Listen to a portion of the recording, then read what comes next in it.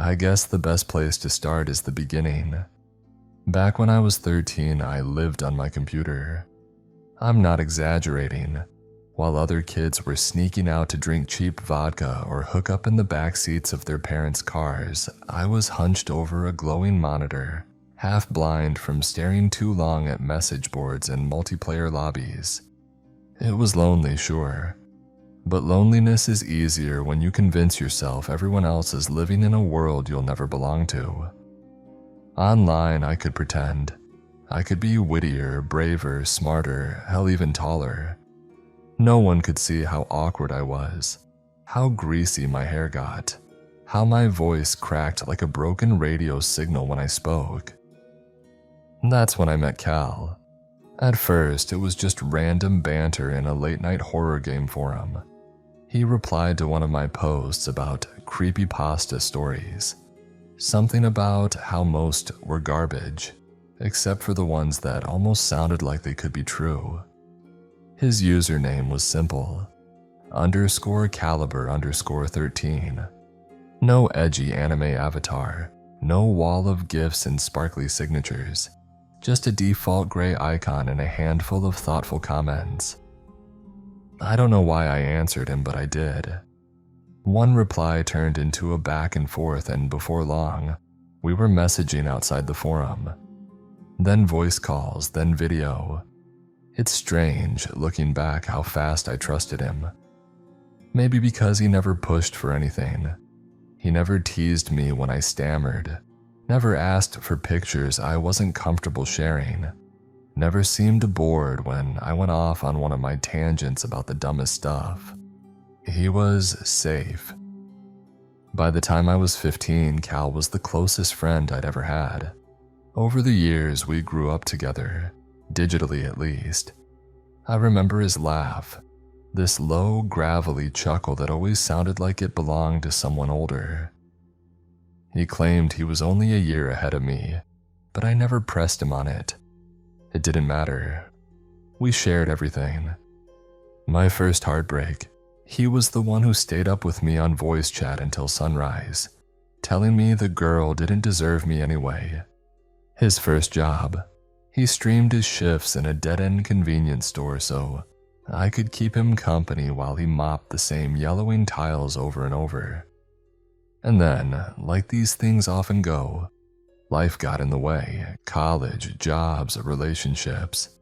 Months would pass between our conversations, sometimes a year. But whenever we reconnected, it was effortless, like no time had passed at all. The last real chat we had was about 2 years ago. He'd been cagey, quieter than usual. Said he'd been dealing with family stuff. He wouldn't elaborate. His camera was off that night, which was odd because Cal always liked to be seen when we talked, but I let it slide. I figured he'd tell me when he was ready. Fast forward to last month. I'd just moved for work. Small town, a new place, no friends. I was unpacking boxes when a notification pinged my laptop. A Discord message from Cal. He asked, "Still alive over there?" My stomach dropped. Not in a bad way, but in that weird, nostalgic way. Like hearing a song you forgot you loved. We talked for hours that night, catching up on everything we'd missed. His job, his headaches, my insomnia. Somewhere in the middle of it, I asked the question I'd always wanted to. "Hey, why don't we actually meet in person?" There was this pause, longer than it should have been. I thought maybe he'd ghost me again. But then he typed, "Yeah, maybe it's time." I should have been excited. Hell, I was excited. But something about the way he said it nagged at me. He didn't suggest a place, didn't ask about my schedule. Just said he'd let me know soon. The following week, he finally gave me an address. Not a restaurant, not a cafe, just a street corner in a town about 40 minutes from mine. It felt off. But I told myself I was being paranoid. After all these years, wasn't this what I wanted? To finally see him face to face. So I went. The town he directed me to was quiet, like a place suspended in amber. Rows of brick storefronts, most of them boarded up or closed early. The kind of main street where even the streetlights seemed tired. I parked, double-checked the address, and waited. 10 minutes passed, then 20, then 30. Finally, I saw someone across the street. Tall, dark hoodie, standing completely still under the flickering orange glow of a street lamp. Something about him made my chest tighten. He didn't wave, didn't move toward me, just stood there, watching. And though I couldn't see his face, I knew deep in my bones that was Cal. I almost didn't get out of the car. My hand hovered on the door handle for what felt like forever. Knuckles white, my pulse hammering so hard I thought I might throw up. It's not like I expected some Hollywood reunion, but I thought he'd at least wave. Maybe grin that crooked grin I'd seen 100 times on camera. Instead, he stood there, stiff as a statue, under that buzzing street lamp that made his shadow jitter like it had a life of its own. Finally, I forced myself to move. I shut the door quietly like I didn't want to disturb something. Cal? My voice cracked on his name. The figure tilted its head, just slightly, like a dog hearing a sound it can't place. And then he walked toward me. Up close, the details didn't match my memory. His hoodie looked faded, almost bleached in strange patches, like it had been left too long in the sun. His jeans hung loose, frayed at the knees. And his skin, God, his skin looked pale. Not just pale, but thin, like there was nothing underneath it. But when he spoke, the sound was right. That gravelly chuckle, the familiar cadence. Long time, huh? I swallowed hard. Yeah, too long. For a second, the tension broke. I even smiled. But then I noticed something. His lips didn't move when he talked. At first, I thought maybe it was the bad streetlight playing tricks on me, but as he went on, "Was the traffic bad? You look taller than I imagined. Still a night owl?" His mouth barely twitched. The words came out clear, but his face stayed slack, almost frozen. I laughed nervously, trying to cover the unease gnawing at my gut. "Guess so. You look different than I expected." He tilted his head again just like before. "Do I?" "Yeah, I mean, older maybe?" That chuckle again, low and dry. "Guess we've both changed." We walked. He didn't ask where my car was, didn't suggest going anywhere. Just drifted down the sidewalk and I followed like an idiot. I tried to fill the silence. "Remember that game we used to play? Dead Horizon? I can't believe the servers are still up." His response came too fast, too sharp. "I remember. Man, those nights we stayed up until 4. I stopped talking. His voice had an edge to it now, like every word was being forced through clenched teeth. When I glanced sideways at him, I noticed something that made my throat close up. His eyes. They weren't focused on me, they weren't focused on anything. Just wide, glassy, staring dead ahead as if he was walking a path he'd memorized long ago. We stopped in front of a boarded-up storefront. The wood was rotted, curling at the edges, spray paint half scrubbed away. "This used to be a diner," he said flatly. "I worked here once." I frowned. "Wait, I thought you worked at a convenience store." Another pause, then as if reading from a script. "I did. I worked here too. I worked, everywhere." Something about the way he said it made my skin crawl, like the words weren't his. I forced a laugh. "That's vague as hell. You're not giving me much to work with here, man." That was when he turned to me fully for the first time. And I swear to God, his face didn't look like Cal anymore. It was close, sure. The bone structure, the stubble, even the faint scar on his chin. But there was something stretched about it, like a mask molded almost right, but not quite. His smile was too wide, his eyes too dull, his skin too smooth where it should have been rough. "I'm glad you came," he said, and though it was Cal's voice, I felt ice flood my veins, because for the first time I realized I didn't know who the hell I was talking to. I barely slept that night. I lay in bed replaying every second, every word from the encounter, trying to convince myself it hadn't been as strange as I thought. Maybe the lighting was bad. Maybe his hoodie made him look thinner. Maybe I was just nervous, projecting all my paranoia onto him. But no matter how many excuses I stacked up, I couldn't shake the memory of his mouth. The way the words came without movement, the way his glassy eyes stared straight through me, and that face, that almost but not quite face, like someone had built a replica of my friend from memory and hadn't gotten all the details right. By morning, I was convincing myself I'd imagined half of it. Sleep deprivation does weird stuff to you, right? Distorts perception, warps memories. I opened Discord and there were no new messages. I scrolled back through our chat history, desperate for something to ground me. Jokes we'd shared, links, the stupid memes we used to spam each other with. They were all still there. But when I scrolled far enough back, I found something I swear hadn't been there before. A message sent from his account dated almost 6 years ago. He simply said, "Don't forget me." That was it, no context, no follow-up. Just that single lonely sentence sitting in the middle of years of conversation. I stared at it until my eyes burned, because I knew I'd never seen it before. I would have remembered. Later that day, I tried to ground myself the way normal people do, by looking for something physical. Proof that Cal had been real, that our friendship wasn't some bizarre fever dream. I dug through my old hard drives, found screenshots, clips from our late-night game sessions. His voice on recordings, laughing at my awful aim.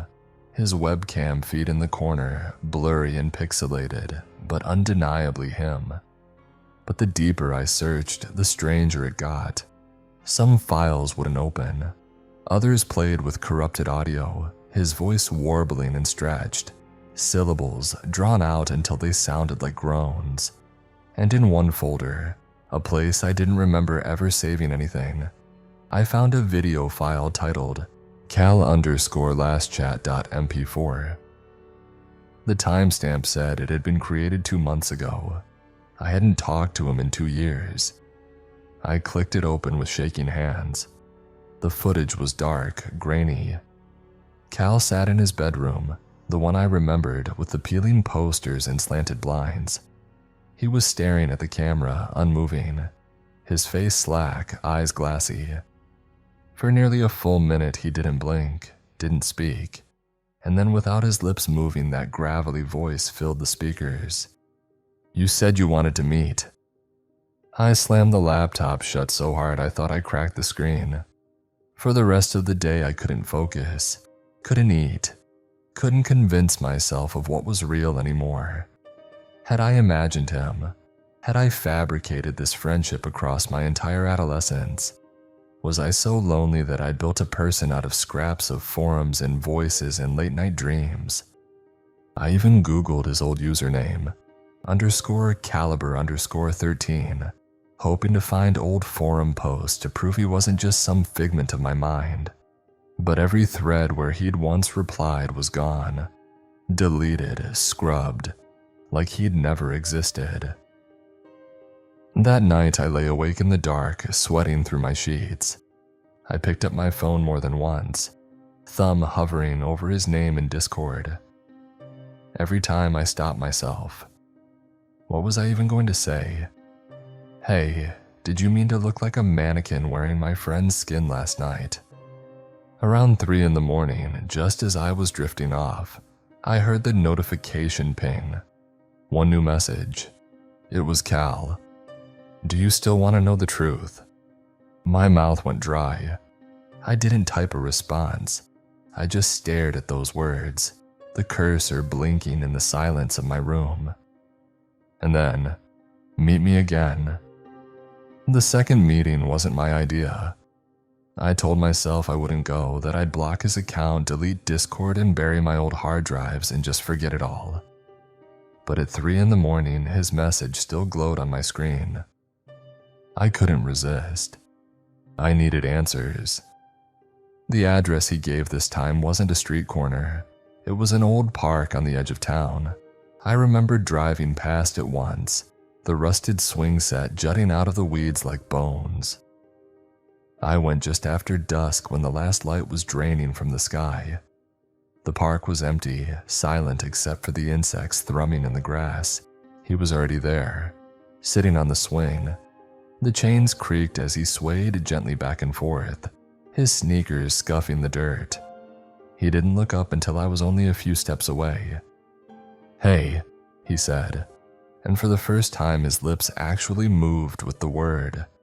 I almost felt relief, almost, until I noticed how his mouth lagged behind the sound, like a bad dub in a foreign film. We talked, or tried to. I asked him where he'd been all these years. He said home. I asked him about the diner, the convenience store, his family. He said, "I worked everywhere. I live nowhere. Family is gone." I asked him why his messages were showing up with impossible dates, why his voice came out of him wrong, and he just smiled. "You always wanted me to be real." Something about the way he said that made my stomach turn, like this wasn't about him, like it was about me. Halfway through, a dog walker passed through the park, just some middle-aged guy with earbuds in holding a leash. He barely glanced at me until his eyes fell on Cal. The man froze. His dog started whining, pulling on the leash, desperate to get away. "Hey," I called, trying to act casual. "Sorry, is everything okay?" The man didn't answer. His face had gone pale. He just shook his head slowly, muttering something I couldn't hear, and dragged the dog back the way he'd come. When I turned back, Cal was grinning. "They don't like me," he said. I wanted to scream. The more I looked at him, the more wrong he seemed. His skin wasn't just pale. It was translucent. In the glow of the nearby lamppost, I thought I could see faint, dark shapes moving beneath it. Veins that didn't look like veins. And his eyes, they weren't glassy anymore. They were hungry. I stood up so fast the swing beside him rattled. "I need to go." He didn't move, didn't try to stop me, just said, "I'll see you soon." I drove home like a bat out of hell, checking the rearview mirror every 30 seconds, half expecting to see him sitting in my back seat. When I got to my apartment, I locked every door, every window, shoved a chair under the doorknob, and then I sat in the dark, trembling, waiting for him to message me again, because I knew he would. And I knew I wouldn't be able to stop myself from answering. I couldn't shake the dog walker's face. That look of raw, unfiltered fear. Not confusion, not annoyance, fear. It told me more than anything else could. I wasn't imagining this. I wasn't just tired or nostalgic or spiraling into paranoia. Something was deeply wrong with Cal, and I needed to know what. The first step was the basics, name, birthplace, anything. But here's the thing. After nearly a decade of friendship, I realized I knew almost nothing about him. His full name had never come up. I'd never seen a driver's license, never heard him mention a hometown. It was always just Cal. I tried his old username, _caliber_13, again. This time I went deeper. Cached pages, old archives of the horror forum where we'd first met. Most of it was gone, deleted. But in a forgotten snapshot from 2012, I found a clue. One of his posts had a signature block he must have added briefly before removing. A line of text that read, "Calvin R. Fear only feels real if you let it." Calvin. It felt strange to see the full word, like I'd uncovered something I wasn't supposed to. I copied it into Google, adding the name of the state I'd moved to, and then my stomach bottomed out. because the first result wasn't a profile or a LinkedIn page or some grainy Facebook account. It was an obituary. Calvin R., age 19, passed away unexpectedly in 2015. I couldn't breathe. I clicked the link with shaking hands. There was a photo. It wasn't crystal clear, grainy like it had been scanned from a printed yearbook. But it was him. The same crooked jawline, the faint scar on his chin, the same eyes. The obituary mentioned a car accident, foggy night, late shift, black ice. He'd been working at a convenience store when it happened. The date of death was 8 years ago. 8 years. And I had talked to him 2 weeks ago. I told myself it had to be a mistake. Maybe it was someone else with the same name, the same look. But I couldn't let it go. The funeral home was still listed. A tiny place 2 towns over. The next day I drove there. It was a squat brick building with a peeling paint and an old sign swaying in the wind. The man at the front desk looked confused when I asked about Calvin. "You a relative?" he asked. "No, just an old friend." He squinted at me like weighing whether to send me packing. Finally he sighed and disappeared into the back. When he returned, he set a yellowing folder on the counter. Inside was a single page. Death certificate. Name Calvin R. Age 19. Cause vehicular accident. Date February 7th, 2015. I stared at it until the words blurred. The man cleared his throat. "You said you were a friend." "Yeah," I croaked, "online." He gave me this look I'll never forget. A mixture of pity and unease. "You're not the first," he said quietly. My head snapped up. "What do you mean?" He closed the folder. "A couple of people have come through here over the years. All said they were friends. All swore they'd talk to him after." I couldn't speak. "Sometimes," the man added, his voice dropping, "the dead don't stay put. Some of them linger. Some of them change." That was when I left. That night back in my apartment, I sat with the obituary pulled up on my laptop. The picture of Calvin, smiling in a way I hadn't seen in years. I didn't know if the person I'd been meeting was really him, or if it was something that wore his face. But one thing was clear. My best friend had been dead for nearly a decade. I don't have long. I'm typing this with the lights off, every lock bolted, the chair still braced under the doorknob. My laptop is on the floor, screen dimmed, the only glow in the room. Because he's outside. I know it's him. It started about an hour ago. A knock at my door. 3 slow raps that rattled through the wood. I froze. Didn't answer. Then came his voice, muffled but unmistakable. "Hey, it's me, let me in." I stayed silent. Another knock, louder this time. "You wanted to meet. I'm here." I whispered to myself, "You're dead. You've been dead for years." And then through the door he laughed, that same gravelly chuckle I'd known since I was a kid. It's been 30 minutes since then. He hasn't left. Every few minutes he speaks again. Sometimes it's soft, coaxing. "Come on, don't be scared." Sometimes it's sharp and angry. "You owe me, I gave you everything." And once, God help me, once it was my own voice coming from the other side. "Please, let me in." I tried calling the police. My phone wouldn't dial. Just static in my ear like someone breathing too close to the mic. I tried messaging friends, Discord wouldn't open. The only chat still active was his. He's typing now. I can see the notification blinking. Typing, typing, typing. It never stops. A few minutes ago, I heard the sound of metal groaning. I think he's working at the lock. The chair under the knob trembles every so often, like something heavier than a man is pressing against the door. And then I looked up. There's a shadow under the frame. It doesn't look like feet. It looks like hands, flat against the floor. fingers stretching too long, bending the wrong way, dragging themselves closer. I don't know what's going to happen when he gets in. I don't even know if this is Cal anymore. Maybe it never was. Maybe I built him and he built himself back out of me. All I know is this: he won't stop knocking, and I'm running out of time. If anyone reads this, if anyone knew him too, don't answer. Don't meet him, don't let him in. Because once you do, he doesn't leave.